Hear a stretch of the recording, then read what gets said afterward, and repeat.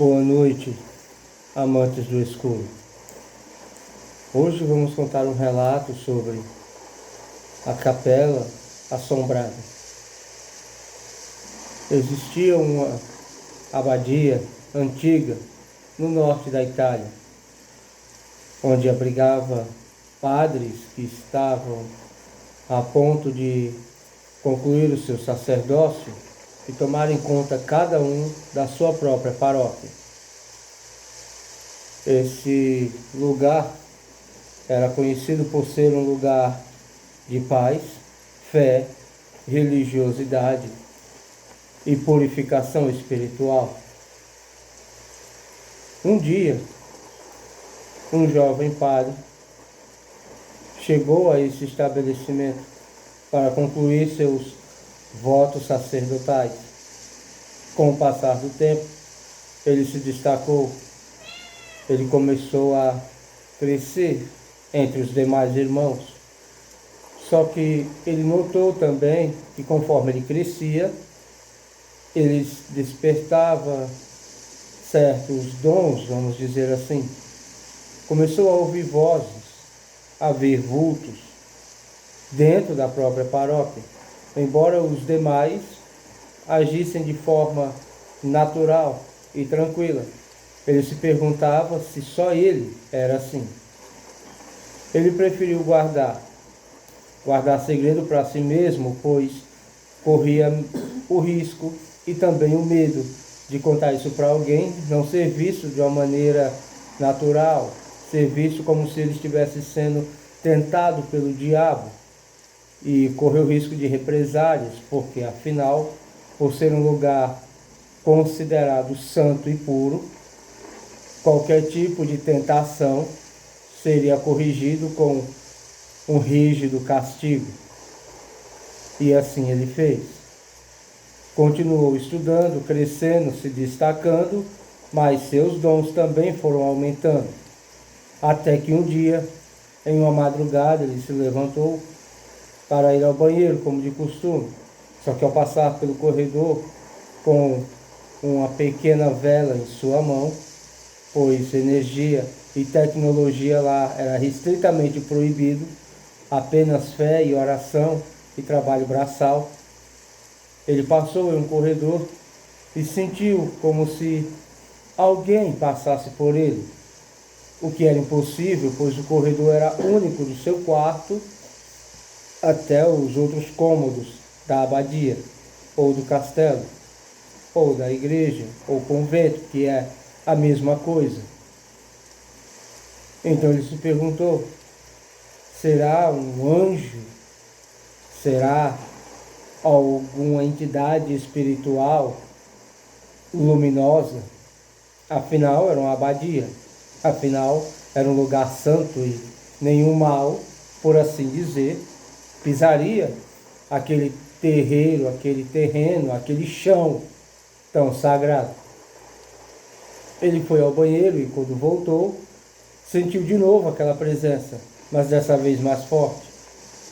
Ao se aproximar do quarto outra vez, e ao entrar em seu quarto mais uma vez, como se não fosse mais um ser ou uma entidade que passasse por ele, mas como se alguém tivesse ali, parado, depois outro próximo ao seu quarto e outro dentro do seu próprio aposento. Ele rezou como de costume, pediu forças ao Criador e dormiu. Ou tentou, pois sentia fortemente apertos em suas pernas, sentia que puxavam seu cobertor e sentia que o balançavam com violência. Ele se ajoelhou e começou a fazer o que, de fato, em verdade, seria a única coisa sã e certa naquele lugar. Ele se ajoelhou e começou a orar, ou rezar, ou quem sabe, desesperadamente pedir a única coisa que ele acreditava ser a solução que o livraria daqueles tormentos, mas dentro da igreja, dentro da abadia, no meio de homens tão santos. Será que o erro era ele? Será que ele havia aberto alguma brecha para ser possuído ou tentado pelo diabo. Ele não conseguiu dormir aquela noite. E quando o sol estava perto de nascer, bom, o tormento passou. Não acabou. Ele passou. Nas próximas noites que vieram, os tormentos foram maiores. Dessa vez movendo a cama, derrubando a cabaça com água, derrubando objetos que ficavam em sua cômoda, como crucifixos, terços, bíblias, copos com água, jarras. E até a própria cômoda chegou a tremer de tal forma como se houvesse um terremoto e as gavetas começaram a se abrir. Ele estava desesperado, não sabia mais o que fazer. Em seu desespero total, já que as orações e rezas não estavam surtindo efeito, ele pensou em falar com o padre superior, o bispo, o sacerdócio maior. Mas foi justamente nessa noite que ele decidiu fazer isso que uma mulher se apresentou a ele, de aparência jovem, delicada. Conversou com ele, ou tentou puxar conversa, pois ele estava completamente apavorado e com medo. Afinal, um lugar santo onde só havia homens, o que aquela mulher aparentemente indefesa fazia ali, na frente dele, em seu aposento? E se alguém escuta os barulhos? E se alguém entra ali e dá de cara com ele e com aquela mulher? O que iriam pensar dele? E de onde veio aquela mulher? Quem era? Não existia nenhum tipo de moradia nas proximidades da abadia.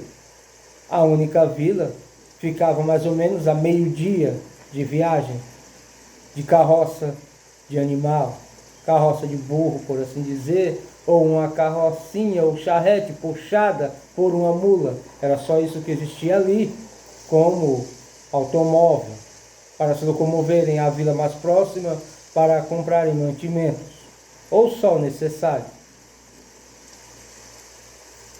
E aquela moça, olhando em seus olhos, com olhos penosos, deixou bem claro para ele apenas uma palavra: não suba no sótão, onde o sino toca à meia-noite, ao meio-dia e às 6 da manhã.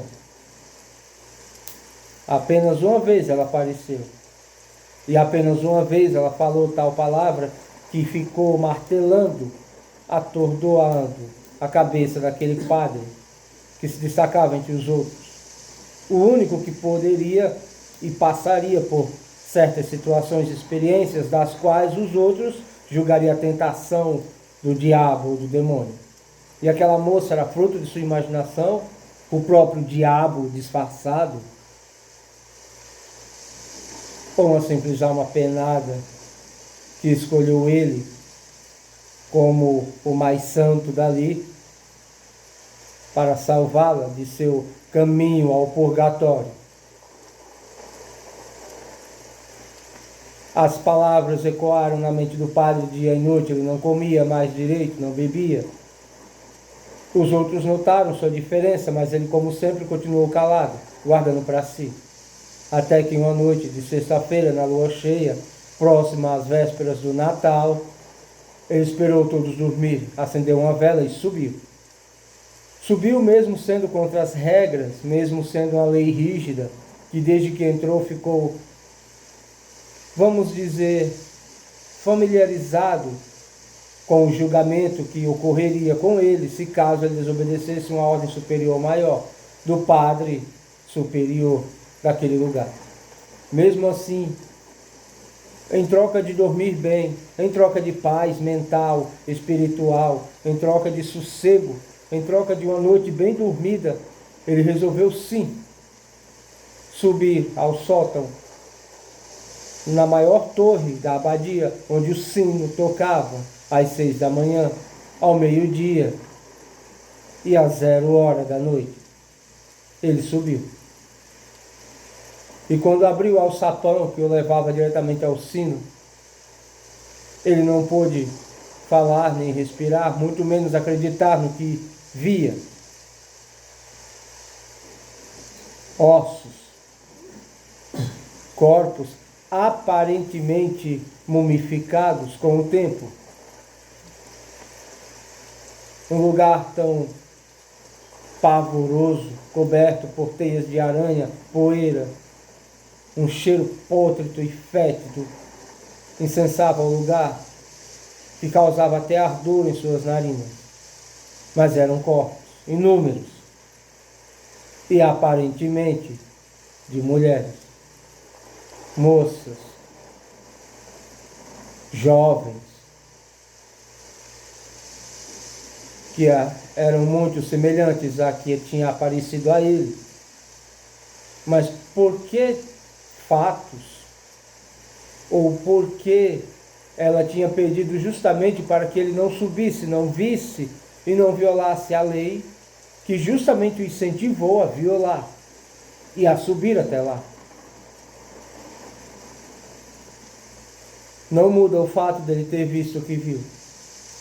Só que ao descer da escada, maior foi sua surpresa quando viu todos os padres e sacerdotes em pé, parados atrás da porta, como se já estivessem esperando por ele.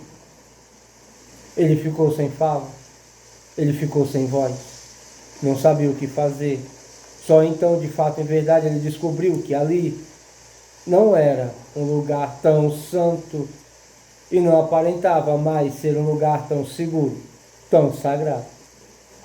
Maior foi a surpresa quando todos os padres olharam para ele e no lugar dos olhos todos mostraram um vazio, um buraco, sem globo ocular, com manchas negras que pareciam sangue escarlate descendo de suas órbitas.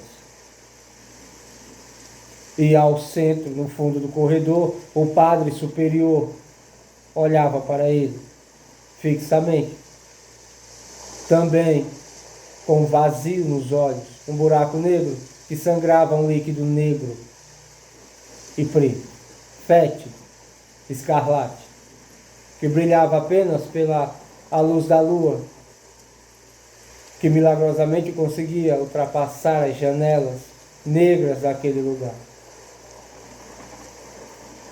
A noite adentrou. Os padres se aproximaram desse pobre criatura, que ao descobrir o que de fato em verdade existia ali, ao saber que o sobrenatural tomava aquele lugar e que de santo não havia nada, aos padres cercarem ele e ao superior se aproximar, foi ouvido um grito na noite, um grito de dor, de medo, pânico, horror, loucura, mas somente um grito. E tudo ficou em silêncio. Jamais se ouviu falar desse jovem padre, jamais se ouviu falar desse acontecido, mas uma coisa é certa: com o passar do tempo, dos dias, semanas ou meses, um padre foi nomeado, foi formado e saiu daquele lugar. Um jovem padre formado para assim dominar a sua própria paróquia, sua própria igreja, para incentivar ou doutrinar novos fiéis.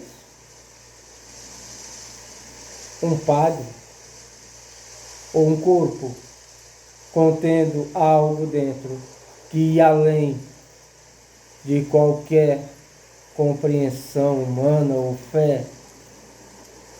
O que de fato e verdade significava aqueles corpos escondidos? Por que eram todos mulheres e por que todos numa faixa etária jovem?